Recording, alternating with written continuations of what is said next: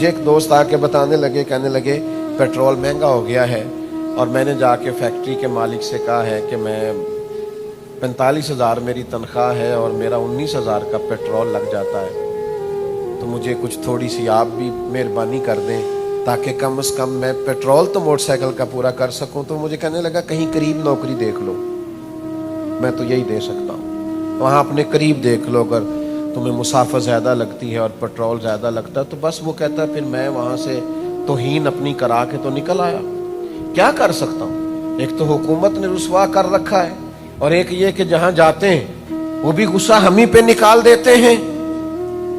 10 سال نوکری کی۔ حضرت انس بن مالک کہتے ہیں میں نے مدینے والے محبوب کے گھر میں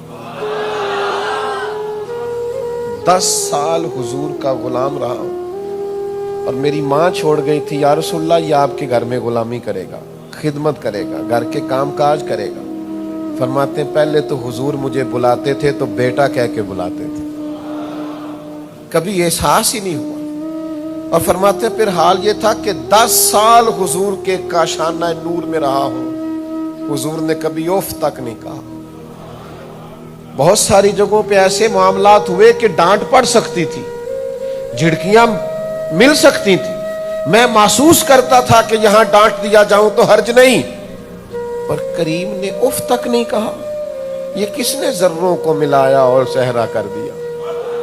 یہ کس نے قطروں کو ملایا اور دریا کر دیا؟ یہ کس کی حکمت نے یتیموں کو کیا در یتیم اور غلاموں کو دنیا بھر کا مولا کر دیا؟ یہ رسول کائنات صلی اللہ تعالی علیہ وسلم کا کمال ہے کہ 10 سال میں حضور کے کاشانہ نور میں رہا، لیکن کبھی محبوب نے اوف تک